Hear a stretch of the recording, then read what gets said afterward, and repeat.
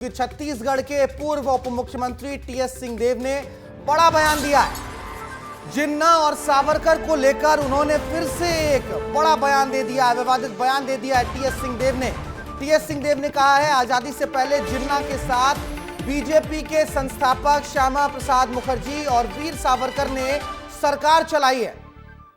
ये बयान दिया है टीएस सिंहदेव ने। हिंदू महासभा के लोगों में और मुस्लिम लीग के साथ सामंजस्य था और हिंदू महासभा के लोगों ने मुस्लिम लीग के साथ मिलकर सरकार चलाई थी। जिन्ना के साथ मिलकर श्यामा प्रसाद मुखर्जी ने सिंध और बंगाल में सरकार चलाई थी। ये उस वक्त का दौर था जब प्रोविंशियल इलेक्शंस हुआ करते थे भारत में। तो ये बड़ा बयान दे दिया है टीएस सिंहदेव ने। सुनवाते हैं आपको बयान। आज़ादी के पहले जब चुनाव हो रहे थे देश में, तो वही थे हिंदू महासभा के साथी जिन्होंने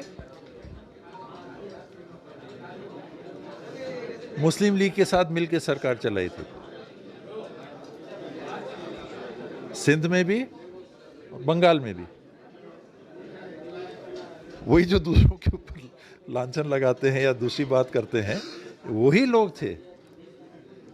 जिन्ना जी और ये जिनका नाम अभी मैंने लिया, श्यामा प्रसाद मुखर्जी जी, इन लोग की साझा सरकारें चली आज़ादी के पहले। टीएस सिंहदेव इतिहास के पन्नों के हवालों से बयान दे रहे थे, लेकिन यह बयान मौजूदा समय की राजनीति के लिए बड़ा माचिस की तिल्ली साबित हो रहा है। अब आपको सीधे हम अंबिकापुर लिए चल रहे हैं। हमारे सहयोगी हमारे साथ जुड़ गए हैं दिलीप। टीएस सिंहदेव इससे पहले आते हैं और वो राम मंदिर पर सुप्रीम कोर्ट के फैसले को लेकर एक बयान दे देते हैं, सुर्खियां बटोर लेते हैं, विवादों में घिर जाते हैं। अब एक बार फिर से इतिहास के पन्नों से उन्होंने एक बात खोज निकाली है कि मुस्लिम लीग और जनसंघ इन्होंने मिलकर सरकार चलाई थी। हमलावर है इसको लेकर बीजेपी उन पर।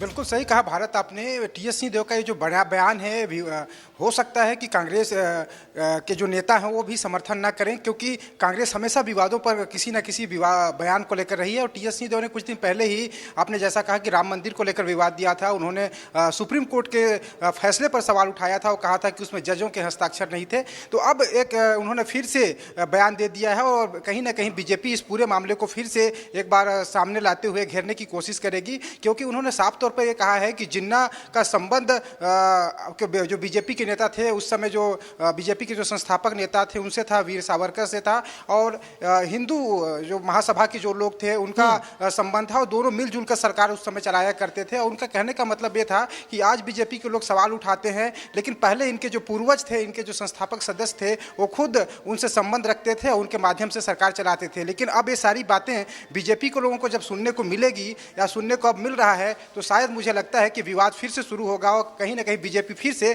टीएस सिंहदेव के ऊपर हमलावर हो सकती है। बिल्कुल, टीएस सिंहदेव ने ऐसा लगता है कि जिम्मेदारी ले रखी है कि इस तरीके से सेल्फ गोल कर देना है, क्योंकि कभी वो विष्णुदेव साय को 10 में से 6 नंबर 7 नंबर दे देते हैं और फिर कभी राम मंदिर के बहाने और कभी जनसंघ और मुस्लिम लीग के बहाने विवादों में घिर जा रहे हैं। बहुत शुक्रिया।